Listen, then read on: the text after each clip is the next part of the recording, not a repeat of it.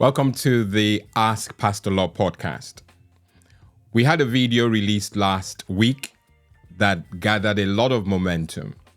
Many questions were being submitted, queries were being submitted, and I was welcoming those questions because really this is what we're here for. We want to inform you so that you can make the best decisions when it pertains to your family. And so because of the concerns that I found in some of the questions, and then the basic or simple ones that were just asking, what does this mean? I figured perhaps we can actually do a lot better and get someone who is experienced in this area to come and speak to you.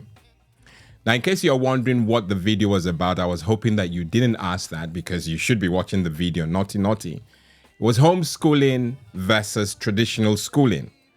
And so many questions were being asked about homeschooling, whether it was a thing, whether it was on the up or the down and all that.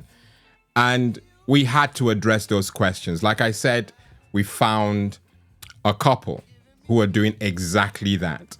And we have them on the broadcast and they're going to answer your questions. You're very welcome. Without further ado, I welcome Vincent and Anu to the broadcast. Welcome to the broadcast, Vincent and Anu. God bless you for all that. Yeah. All right. So the community, like I kind of hinted in the intro, this is just totally designed for the benefit of the members of this community who, needless to say, want to gain a deeper understanding of homeschooling, your homeschooling experiences, motivations and strategies. And so the community and I, because I have to give them some credit, have come up with a few questions. Today, for a change, someone other than myself is going to do all the talking. So I welcome you immensely. But before we drop or, barge into the questions, maybe you want to introduce yourselves and then just say a little bit about, the homeschooling ethos that we're addressing today. Okay, so I'll start. So my wife always says this, right? It's not homeschooling, it's home educated. I just need to drop that in there because I'm sure she will drop that in there in a minute. But my name is Vincent Ukweku, and this is my lovely wife. Anu Kweko, sorry. And if you make messages. Yeah. Okay, our ethos for homeschooling, baby. Go for it. Yes. So, like my husband has just said, homeschooling is a term that's being used very widely. But I believe what we decide as a family is to home educate our children. So homeschooling is bringing school into the home. So doing what they do traditionally in school, and you're replicating it at home. But we wanted to give our children a broader education. So that starts from when they wake up to when they go to bed. And our ethos is simply to know God and to make him known. So God-centered education. Yes. Okay, so that's awesome. And I'm sure you guys know that I wasn't expecting any other answer. But thank you for that heads up on the home education versus homeschooling. That is vital, and I say that because at times you find that people who teach would rather have them referred to as educators than teachers. And so that's vital. And I love that perspective. Okay, so thank you for that intro. So are you okay to jump into those questions now? And then, of course, we will grow as we go. Is that correct? Yes. Okay. Yeah. All right. So the first question is, why did you choose to homeschool your children? Oh, wow. Why did we choose to homeschool our children? I think one of the reasons why we decided to homeschool our children is because we see it as a duty of care. We brought these children to the world, and as parents, we feel that it's important that we spend as much time with them because they grow up so quickly and they're gone. And we don't want anyone else sharing all those lovely moments with them. we wanted to experience that ourselves. So we felt that, it's time we home educate our children, and we had no idea where to begin from, but God helped us. But my wife would bring another perspective into it, but that's just a nutshell of it. So the reason for home educating for me, as a person, is I believe education is important. However, you can gain education without going to school. You can be successful without going to school, but you can also be successful while being educated. You must be educated, and school is not the only way to get education. So I've always believed that from a very long time ago, even before I started my children. But I wasn't even really committed to saying that I'm going to home educate my children when I started. But then I listened to a message that really transformed and resonated with my spirit. And that message was like, you send your children to Caesar and you are surprised when they come back being a Roman. And that Ouch. and that really, really got my attention, because we know the education system generally is taking God away from the education system. And the Bible tells us that with God, like it's in God that we can gain our success. So I think that was when my own perspective as a person started changing about what sort of education do I want to give my children. And the Bible also says, train up a child in the way they should go. And when they are old, they will not depart from it. That's a common scripture that we all know. But how do we train them? We train them from when they wake up in the morning to when they go to bed at night, especially at these crucial stages in their lives. So that is one of the reasons why I believe we spoke and you were happy for us to, because you were against it at first. When I brought up the whole idea of home education, my husband was against it. He was like, no, thank you. But then after I listened to the message as well, I believe God used that message to convict both of us. And yeah, here we are. Wow. It's that bit about getting your spouse on board, getting Vincent, I should say, on board, crucial, because this doesn't work unless both of you are, in agreement. And I love that was critical to it taking off.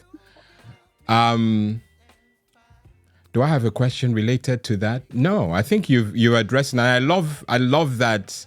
I think people close doors. They close doors to external influences or information at times that we need to help us make fundamental decisions. God has placed us together for a reason.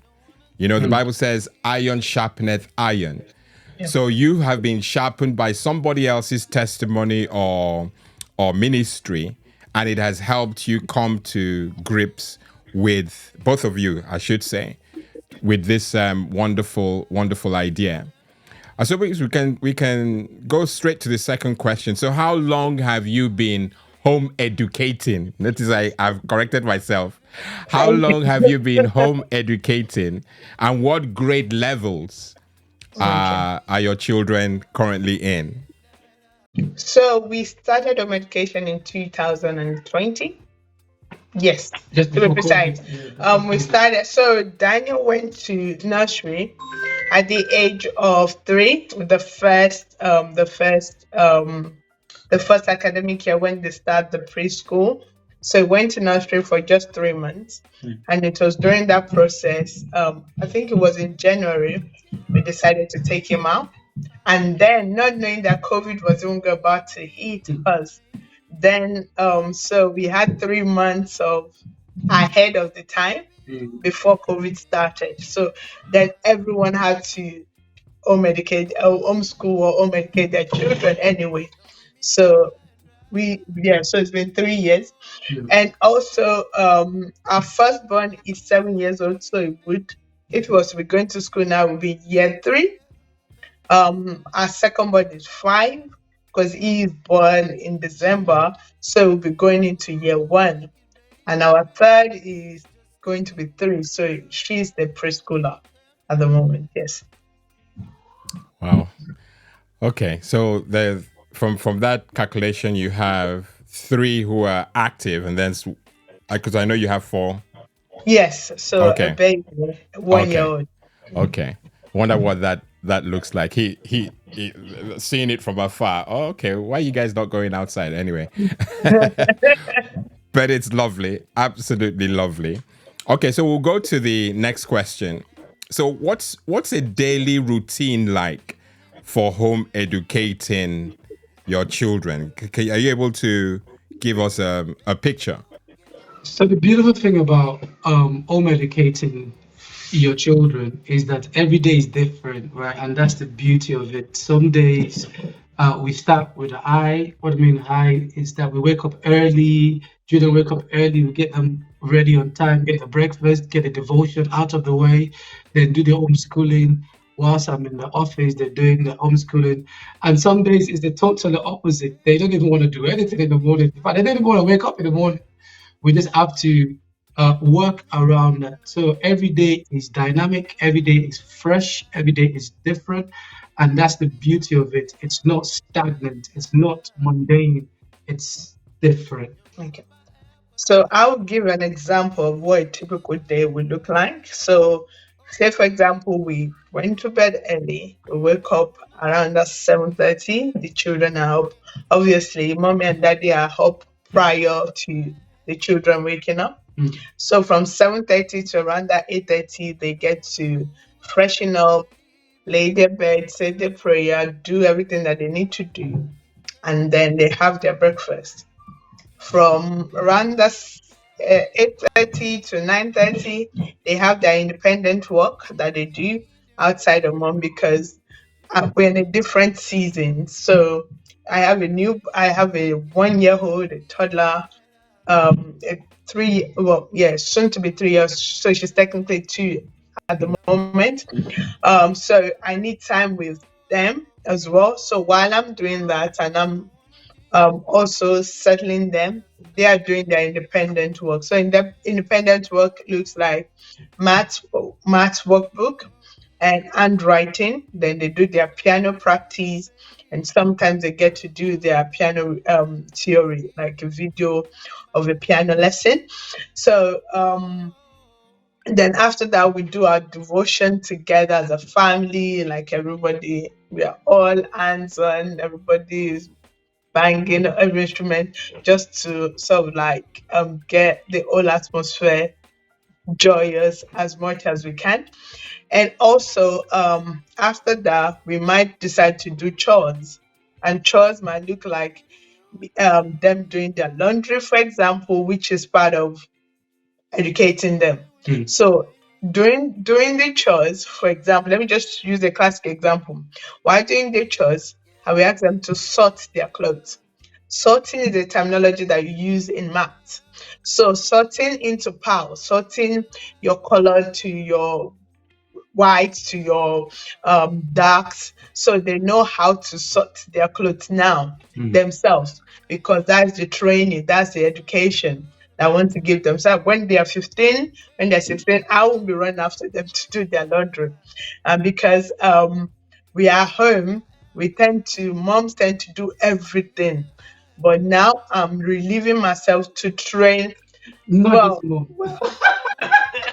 well, to Not this train. one. She's training her 5 years old how to do laundry. Well, Like, who does that? Yes. Come on. Yes, please. Like, let them enjoy. Yes, they're Your enjoying. old teenage of throwing your knickers everywhere, all that stuff with this. Let's. So from there, I'm training them so that when they're older, they'll be able to do things independently outside of mom. Because when they go to university, for example, I'm not going to be there, but the consistency, and it starts by using it as a fun playing exercise. I'm teaching them maths like that, so that when you get to when we are doing teaching time, the word sorting is not It's not foreign It's not word. foreign word. They're used to it. And they can use it as, oh yes, I can solve through.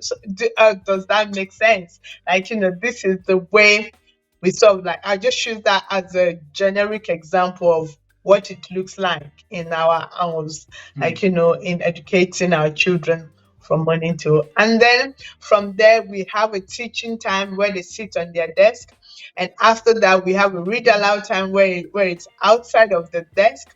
We are on the couch, everybody, either you're on the floor, you're listening, you're actively listening to what mom is reading. And it's just, sometimes we go to the balcony to go and do work. So it's not rigid, if that makes sense. And that's all part of it. And then after we go for our extracurricular activities outside of the home, but I tend to limit that because I want to spend the most time indoors rather than outdoors. Yeah.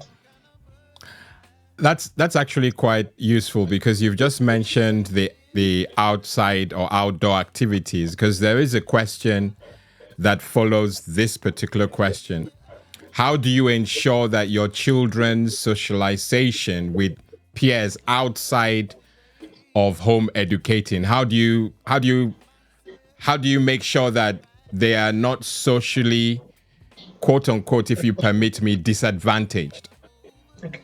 I would also like to throw that question back because I think socialization, are we talking socialization in terms of speaking to people or making friends? Because that's two different things. They can easily socialize with anyone that they meet an adult, and our children are very sociable. Like, God has really blessed us with social. Like, I'm the one that would literally, I'm the one that's sort of like laid back. When we go to the park, Daniel would go and talk to any random person and be introducing the mom to me so I can talk to the mom. That is how excited, like, that is, like, it's just so free, and he has no. Yeah, so the beautiful thing about children is that, children are innocent, right? So they'll go to the park and they'll just talk to anyone. So in terms of being deprived of socialization, I think they even get more socialization than being in school. Because think about it, the school setting is more controlled. It's a controlled environment. You have a group of people that have certain things in common and they gravitate to themselves. Whatever that looks like, be it race or be it color or be it sport, whatever it is, they gravitate to that particular cohort of people and they cling onto that. They call them friends or social group. But our children, for example, when they go to the park, they talk to anyone. When they go to church, they socialize. When they live in their house, they're talking to the neighbors, right? When they're going on the bus, they're talking. When they go to this CC, so we're part of a group of homeschooling, so that's coming after. They socialize. So every day they're socializing. When they're with adults, they're socializing. When they're at home, because we are four, they're socializing. So there's no shortage of socialization. I think that's the misconception. A lot of people think, oh, you're going to isolate them. You're not going to have those people skills. In fact, on the contrary to that, is our children are more bolder. They are more confident because nobody's telling them that they can't do this, or they're not reading in front of people and we're laughing at them, right? So they don't have that peer pressure. They don't have that peer pressure. Like old back. No. There's no competition, right? So we push them as best as we can, and we get them to feedback, and of course they get all the praise from mom and daddy. So that boosts their confidence. If anything, they will say our children, as my wife just echoed, are more comfortable going and talking to anyone because they're innocent, right? And they've got that confident nature about them. They've not been beaten off them. You covered so many things in that segment, and I've got to unpack it for our watching community. The first thing you did say was that they go to the park, and when your son goes out, that he's the one who is trying to get you introduced to people that they meet. That's one crucial fact. So they go outside. Yes. So as part of the curriculum, there's a time that you've set aside that they would leave the environs, the home, and go to a park. So you're Yes. bringing that in as part of the curriculum, and that I think is easily missed. So I thought I'll flag that. Now you now said, which is super super cool for me. Obviously, you can't go back and relive history, but and I can hear them. They're blessed. You have you mentioned that you don't have. Basically, I was going to address the mental health benefits that the home educating will appear to provide, where kids are not having to deal with that sort of pressure, and it's confinement, if you like. But then one would argue, and I did hear that you said that mom and dad encourage them. You're continually improving their self-worth and making sure that there's some balance. So I feel those comments that you made should give those who are considering this some comfort, because there's stuff out there that will quote unquote rubbish the whole homeschooling or home educating ethos. Absolutely. Yeah. So it's nice, and I feel really really comforted that we're hearing it from the mouth of parents who are actually doing it, and it's not like when I approached you both to come on the show, I didn't receive any friction whatsoever. So the impression I got was, yeah, bring it on, Lawrence, bring it on, So I'm really encouraged with that last answer, and I'm glad that it was quite a broad answer.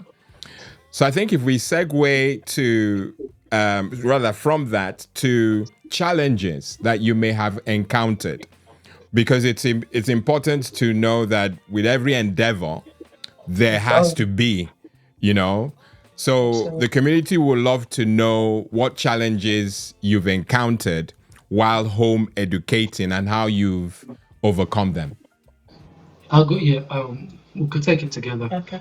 I think the interesting part of the challenges that we've encountered is challenges from our loved ones or our friends or even our church family, because a lot of people are ignorant of this, and a lot of people don't like to take risk. They like to keep it safe. They've been so, sorry to say, conditioned to think a certain way that sometimes it's hard for people to think out of the box. I'm going somewhere. If you look at there's a certain religious people that they take their religion very seriously. You know what I'm talking about, right? To the core, in that dress sense, when they say women should cover their hair, the women literally, they take it to the core. They cover their head. They wear dress modestly. They just go with it. There's no gray area about it. If you see them, this is what they stand for. And most of them educate their children, right? That's why you've got the children that are so radical in their religion, etc. But when it comes to Christianity, we've been given the charge. We've been told what to do from the good book, but somehow we've sought other ways, right? We've sought comfort. We've sought the things that we know. So the challenges that we faced, a lot of it were from people that we love. Are you sure? Why would you do this to yourself? Don't you want to have a life? Why would you do it? Different things. And I'm thinking to myself, okay, maybe because you don't know much in terms of, don't know much in terms of what homeschool or home educating really entails. The joy of it. The joy of growing together. Our children, give them 18 years. If not, they're gone, literally. And then we're left with ourselves. And we as parents, God has given us, God calls us stewards, right? Yeah. We are custodians. He's given us this treasure to nurture, to train in the ways of the Lord. And my wife said something at the start, that she had a message that why would you send a child to a Caesar and you get a Roman back and you thinking, what happened? Well, it's because you sent the child to a Caesar, right? But I don't want to go through all of that. I just see it as this. The challenges are always going to be there. If anything that you want to do in life, there's always going to be challenges, no doubt about it. We choose not to look at the challenges. We choose not to listen to the voice. We choose to listen to the voice of the Lord, which has been helping us for the past 3 years. We didn't know nothing when we started. We had no clue. We had no friends that were homeschooling. In fact, it wasn't even in our culture to homeschool. If anything, I had a nanny, right? I had a nanny growing up, so I was spoiled. So I wanted that for my children. Get them nanny, let them nanny take care of them, and we enjoy ourselves. But we found peace and we found joy in knowing that we're doing this together, and that's what really matters, right? We're Yeah. doing it together, and God is glorified. Sorry, I said a lot. Yeah, I think you coming from the old general angle of it, I'm also gonna come in the respect of the challenge we face as the main educator. Um, so that anyone that wants to go through this will also, obviously, different challenges, different family. Um, but for me, as the one educating them. Wait, let them understand. So in this house, I'm the head teacher, right? Or I call it headmaster, Yeah, and she is principal. our principal. And I'm the main teacher, I'm the teacher, I'm the cooker. So the role of the I'm the principal nurse. is to encourage the teacher to keep on going, to tell her she's doing well, and to also mark results, to give them awards. Awards, yeah, literally, yes. And to just congratulate them. So talking about that, I think one of the most challenges I face is having to deal with the multiple, the different ages. But I won't say it's really a huge challenge. Meaning that because they're so close in age, one teaching the first, the second is listening now, and also vice versa. And is able to gain better grasp. Say, for example, we in terms of reading, my second is it's a confident reader now, but the first is not a confident reader. But he's good, very good at maths, and the second and construction. But my second is really not bothered about maths. But I know that we have to learn. You have to learn to read. You have to learn to. We have to know our numbers. We have to do all this. And one of the things I'm instilling in them is the principle of faithfulness. When you do things faithfully and consistently, you will get the result. And so for me, in terms of how do I manage multiple ages, has been the challenge so far because of their age group and because of the dynamics of the family. So, but we've been able to conquer. We are conquering. Yes, Yeah. that's the spirit. That's the spirit. I love the chemistry. I love that dynamic that you mentioned, principal and teacher. I hope you give good awards, Vincent. The Lord bless you both. So I think definitely has shed some light on the sort of challenges that you are facing, and how you're overcoming them. And I love that you are more or less telling us that the challenges are actually incentives rather than a real negative. And I think you have an opportunity to explain or give more body to that in the few. We have 4 more questions, and we'll rush through them so that we can put this or bring this to some sort of conclusion. So we talked about challenges. Now let's look at successes. Can you describe any notable successes or achievements that your children have had through home educating or homeschooling, and how do you measure it? So I'll leave both of you to chew on that. Okay. Yes. So I think the first question is, what do you define as success? That's the first question that one has to ask themselves in the school setting. So, my wife is always very proud of this. Gideon did not go to any formal school, nursery, or whatever. He learned everything at home through home educating. Gideon can read, is an outstanding reader. Give him a book, he'll pick it. Even if the word is complex, he will break it down. And that's kudos to my wife for persistence. So that to us, it's is a success. Daniel as well, when he was going to a preschool, he wasn't really doing much. So he actually learned a lot of the maths, the English, the the building, the constructing. Now, if he was going to secular school, for example, probably would have taken us a long time to know that he had exactly very good with his hands. So now that we know that he's very good with his hands, we buy him toys that would enforce that. So the successes we've seen so far is their reading ability, their memory skills is amazing. There was a time that my wife was going through from A to Z scriptures, and they can recall a lot. So that, to me, again, that's a success. The fact that they can recall scriptures, they can pray. That again, I don't take that for likely. They can pray, and they know scripture. The other day, I just heard Daniel just coming up with worship song. Literally was so random. And he's a good composer. And he's a good composer. There you go.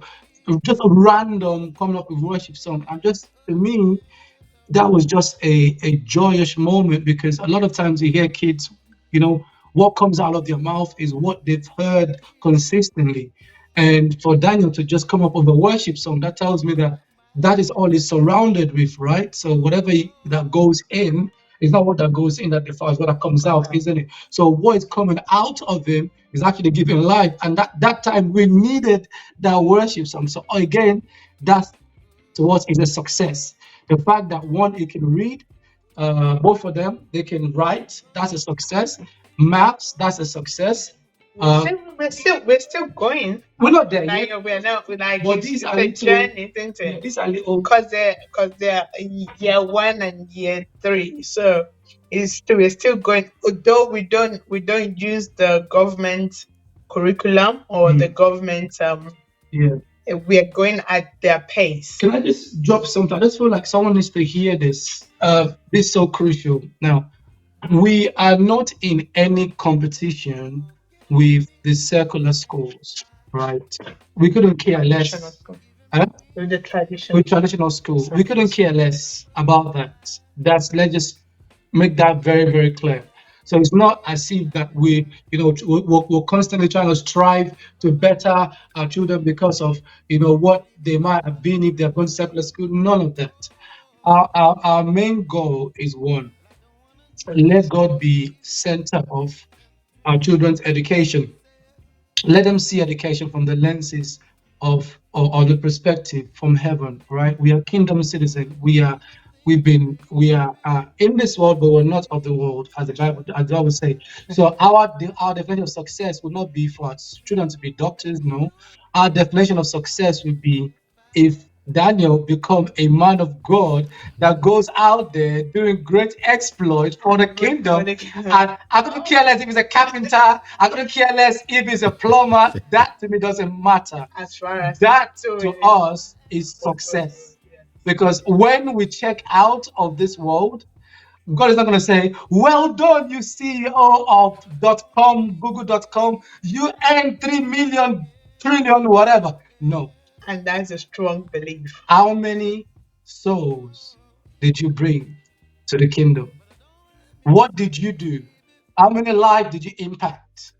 What did you do with the gift and the abilities that we gave you?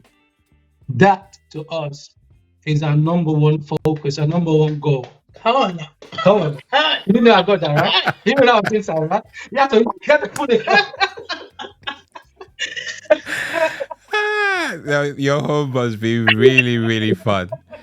It must be really, really fun. Well, honestly, I had to picture them. There may well be some parents who because of the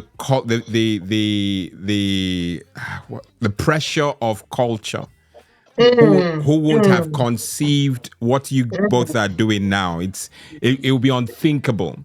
But having heard you, I can see so much value. I can see so much virtue.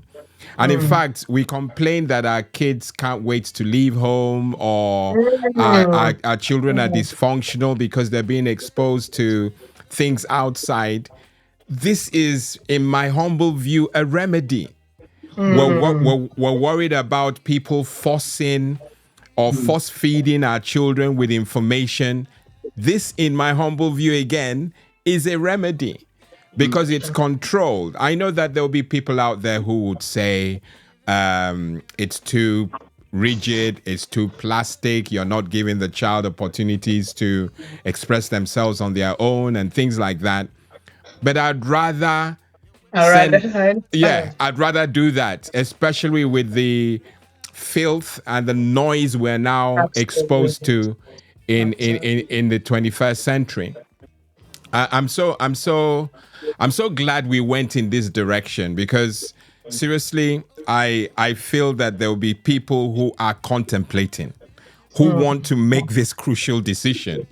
And I even said in the video that we released last week that some people don't even know that home educating is legal. Yes. They feel that it's not something that everybody or anybody can do.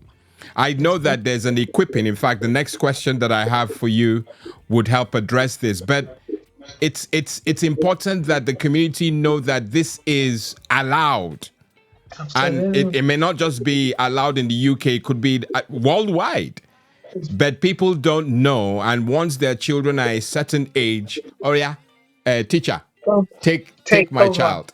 You understand? And that is, forgive me, Oya means, I don't know what Oya means. I just said it. Come on. Yeah. But forgive me, my non-African audience. I was just being excited about, take. You know, that is happening. And fortunately, we have a couple who have chosen not to just do the take my child. They are, as stewards, deciding to be a part of that journey. Absolutely. And that resonates so supremely with the ethos of the channel, where we must take back control. And that I've 4 years ago, I said take back control, and some people ask, what are you taking control of? Our kids are getting lost, and if we have any part to play, this is it. In my humble view, I keep using humble view because I didn't get to do this, and so I'm humbled by your testimony, and you're living it. It's not something that is in the past, like you said. Now, we talked about education, because I'm sure there are some people on the platform who would be saying, okay, I love all the things that you've been speaking about. It all looks grand and all that.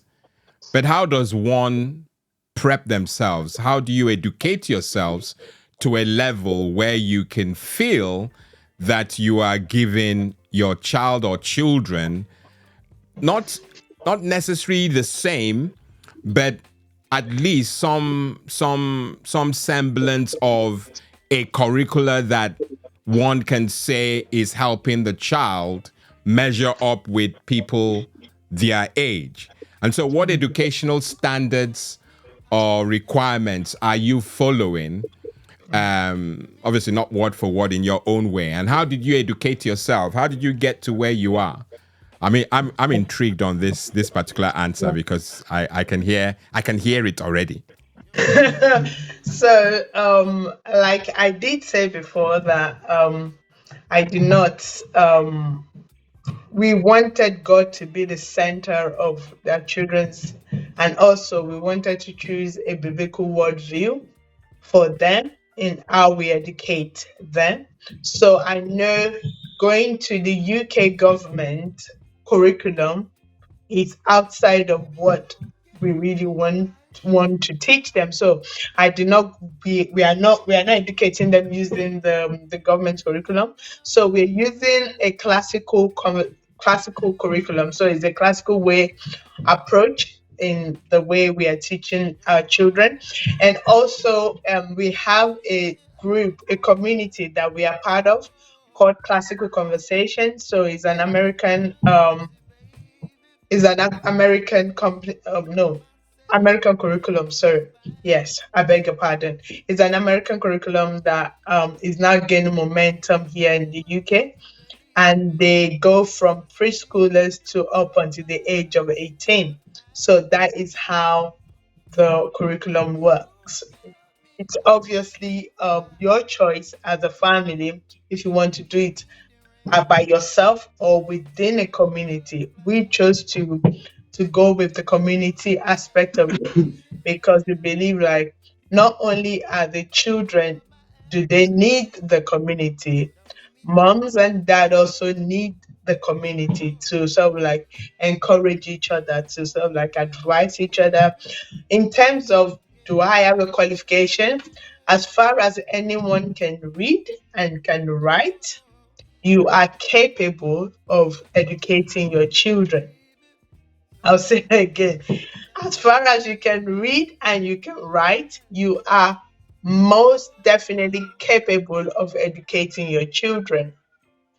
All you need is to get the resources beforehand, read up on it, and then pass it on to your children that don't know. So that is the main I'm going to say about that. Okay. Now, just to add to what my wife had just said, I think there's a level of willingness that one must have, willingness to learn. If you have the heart to learn, because it is a journey, it's a journey of discovery. You yourself will discover. Sometimes I see my wife just buys books, right? She just buys, and I'm just saying a book from there, book from there. I'm thinking, like, calm down, what are you doing? Like, you've never finished. But she just buys. I wish I could take you upstairs to see the library, just full of different kind of books. And sometimes I sneak there and just pick up the books. They're classical stories, classical ways of English that I've never heard before. Like, how do people even write like this? So I'm discovering myself. Like, maths, is it the science? Is it the anatomy of the body? Yeah. So different things that she just buys. I'm thinking, I don't just buy. you just buy it. You just buy it. In my mind, you just buy it. No, that's in your mind. I'm yeah. glad you said in your mind. But yes, the different subjects that we go through in our community, we have Latin, English, science, geography, history, also Bible study, like, and also timeline. So we are learning all this, and the beautiful thing about it is that we use songs to cement the words, the Pastor Lawrence, the other day I came to the house, I'm hearing classical music. I'm thinking, what are you doing? Like, I didn't even know what they were talking about.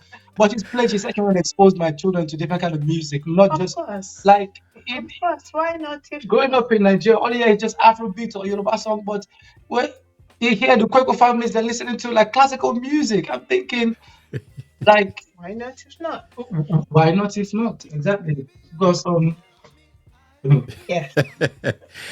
Wow. I love the fact that I didn't actually ask the question, but there was a question, the penultimate question that the community asked about support groups, because going on this alone, I would assume will be quite daunting. And so to have support groups or networks that you piggyback off or at least share ideas with, and then the fact that you're also not limited by boundaries, you've reached out with the help of the internet to folks in the US, who have a curriculum that aligns with how you want to raise your children. So I think there's really no limit. I mean, with the expanse of the internet and all that, really, if I was doing this all over again, I know the decision. Well, I can't make that solo decision like Vincent has realized, but I know that if we had to do this all over again, Nora and I would definitely be doing this because I can see a lot of virtue. There's so much control. You are. It almost doesn't feel real that you can make this decision and no one is knocking on your door to see how you're doing. Actually, thinking about that, this is my question now. Okay. Because, and I, if I'm asking it, I'm kind of confident that someone else will be asking this question. Okay, yeah, so we understand that it's legal. You can do it legally in this country. But I know that the government can be nannies in many ways that they release policies. And they do that fundamentally for our benefit. The jury is out on whether that's the only motive, but they do it majorly for our benefit. So the question I'll have is, because I know that for the welfare of the child, the government have some, at least seem to have some responsibility. How are you governed by some laws or because I know that the government will look out for the benefit of the child, even though we know that we know what's best for our children. Exactly. Yeah, but the government have to have that role in case the parents are not in a position where they can, do that. So what rules or policies are you governed by or are you aligned to that gives people who are outside watching but not talking the comfort that you are really training your child? Let me take this because No, please go for it. yeah. So I think at the moment there is none, which is great. However, the government is trying to encroach stylishly into, not even stylishly, they want to come in. But at the moment, there is no policy, but they want to introduce registration. And we are fighting against that because once the government start coming into what we do, then they start dictating some level of this is where you should do what you need to do, and the freedom to educate your children according to your beliefs, according to your value will be taken off. And at the same time we are saying that children that are in school, they're not necessarily guarded anyway. Wait 1 minute, let me finish. I will give you time. They are not like there's so many children in schools that are being bullied that you are not doing anything about. We are not sex offenders that should be registering. It's not as if our children are lost. They go to GPs, they've got dentists, they've got speech. Like if you're looking for how children's welfare are, then if genuinely you're concerned about that, go to where you would like. It's not as if we are lost. We just decide we're just educating our children and we should have that freedom still to be able to teach our children the way that we want to. I believe that so strongly. And this might not be for everyone, but for me, please, the government should back up. So, contrary to what people might think or what my wife think in this, I think the governments are doing a fantastic job. Calm down.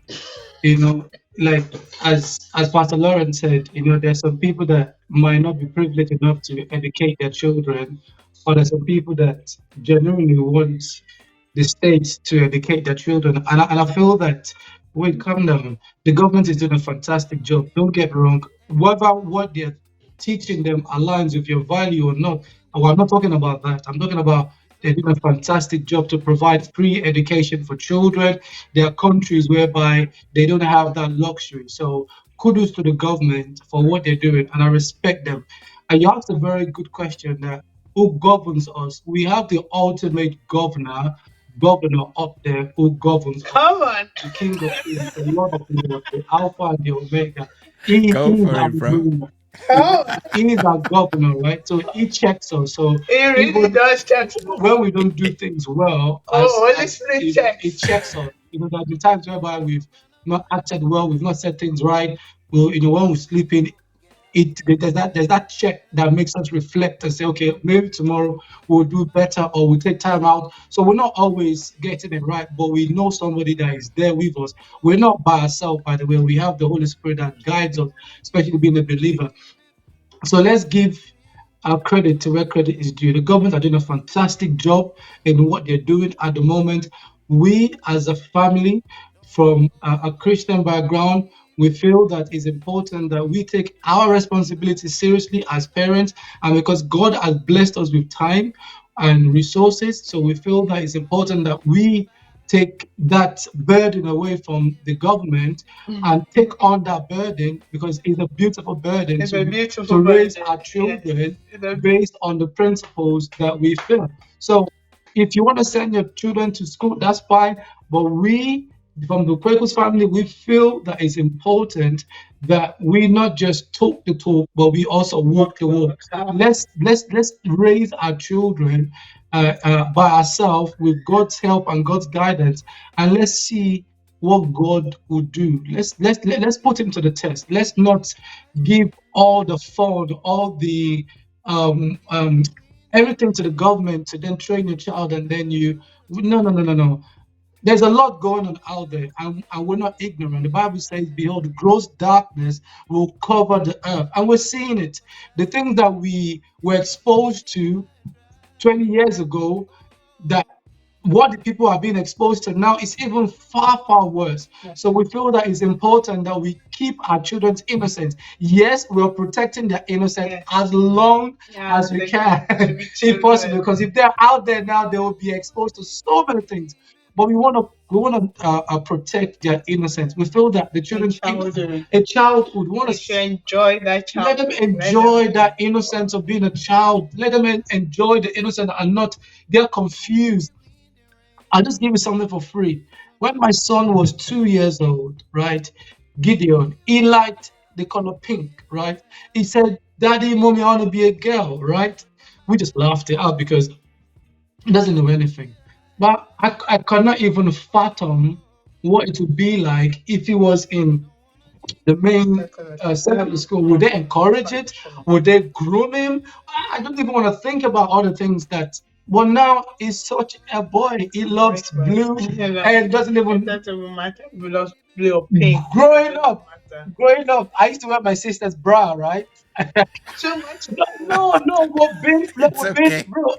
Yeah, we're being real, right? But that Yeah. that didn't mean that I didn't. I was curious. I was a child, Mm. but we see a lot that is happening out there, and I just feel like it's our responsibility to protect our children as best as we can, and if you really ask God, Father, help us, because I know there's bills and all that.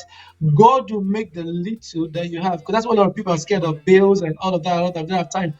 God will make the little that you have, it will multiply, just like the two loaves and five fish. It will multiply five loaves and two fish. It will multiply it and it will be more than enough. So if money is your problem, cry out to God for God to provide, and God will provide as long as your heart is where your mouth is, right? So if you And just to add to that, just to also add that when we first started this journey, we were both of us were not working. Mm, He wasn't working, mm, I wasn't working. It was a journey of faith. mm, And we Wow. took that bold faith. And God has not failed us. and it won't fail us. God, don't fail us, so they're listening. He won't fail us. Amen. A huge amen. Wow, wow, wow, wow. I could go on and on and on. The whole dynamic, the whole presentation is I feel that we should have done this a lot longer, or a lot earlier, I should say. But no time is better than now, and I'm glad that we've had this opportunity. Now, this is the last question, and it gives you an opportunity. You've already spoken at length, but it gives you an opportunity to, because believe me, based on the questions that we have, someone is toiling over this That's true. decision. That's true. So I want you to speak to that person or people, give them an advice. What advice would you give parents who are considering home educating their children? I think I would go first and then need to go and attend to the children. My advice would be you can do it because the Bible says we can do all things through Christ that strengthens us. We are not doing it in our own strength. You're not going to do it in your own strength, but you can do it. And if you want to, just do it. Like literally, just take that bold step. Do it afraid. Do it anyhow do it unsure. Just do it if God has put it strongly on your heart, because we cannot afford. It's just no. Just do it. All right.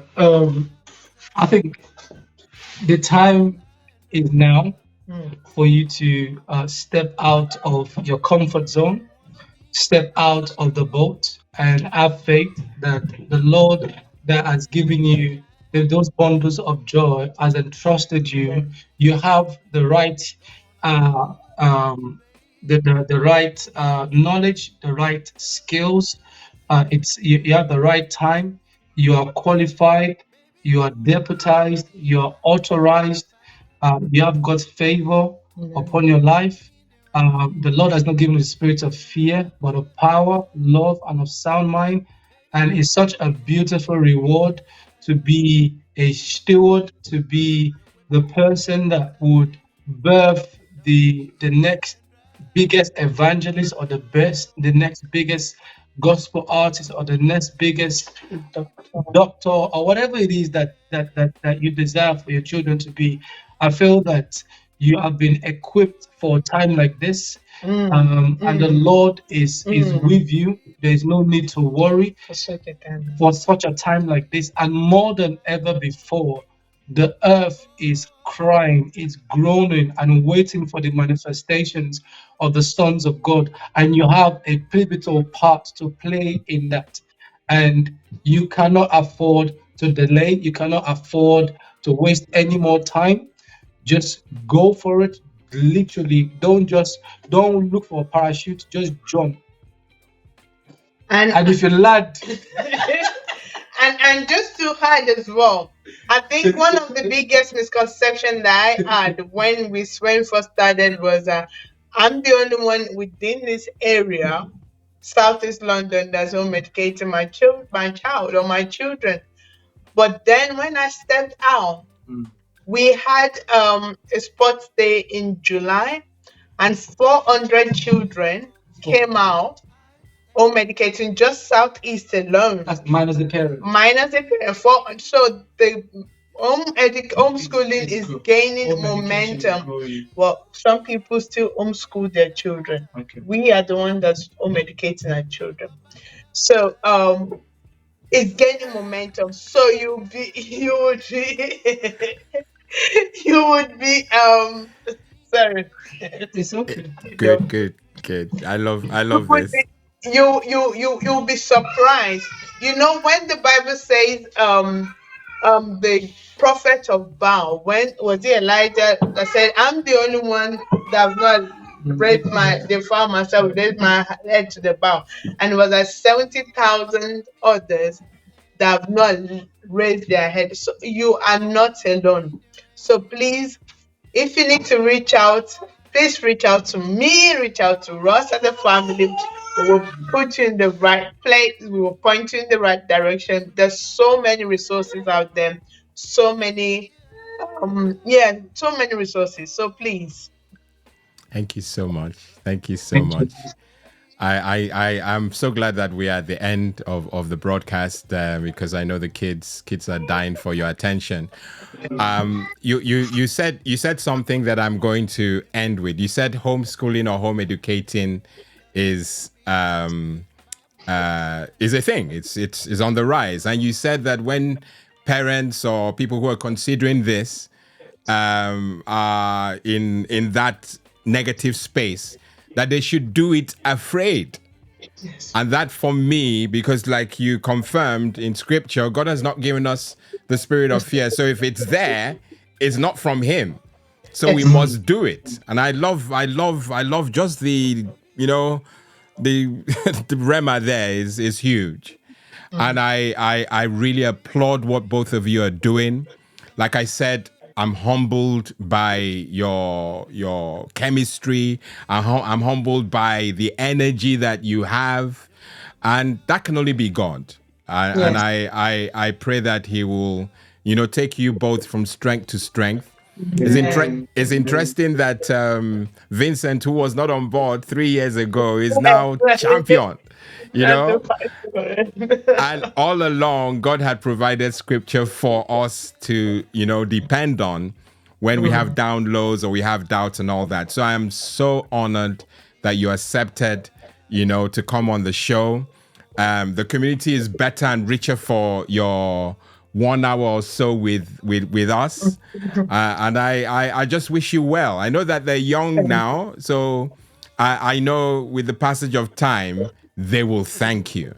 That you pulled them right at the at the right time out of what we term traditional school, and you're speaking life on a daily basis. Or at least you have an opportunity to speak life on a daily basis to them. Thank you so much, Vincent.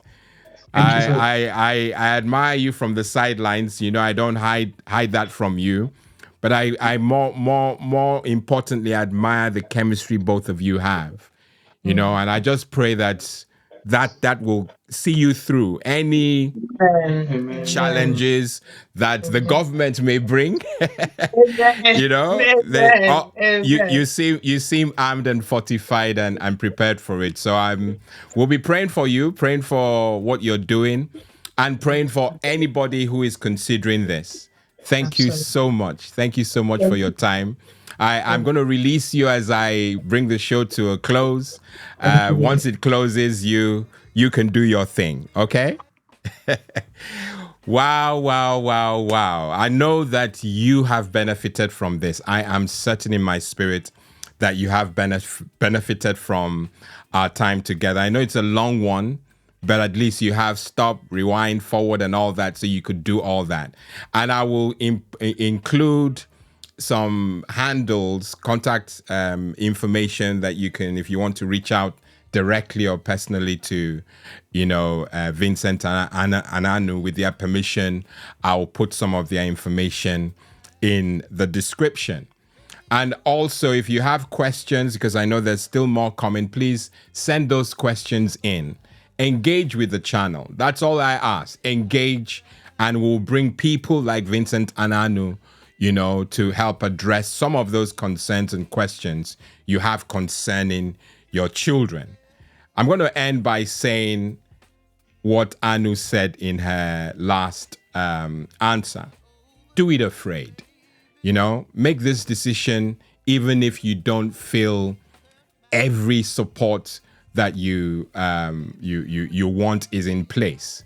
Do it afraid if you serve this wonderful God of ours. He will lead you. He will empower you. Okay? Is this technical? Yes, it is. Is it spiritual? Yes, it is. That's how we are made. We're made as as whole beings, the spiritual and the physical. All I'm craving is that we have some balance. I've been your host today, Lawrence Edem. Until next week, God bless and goodbye.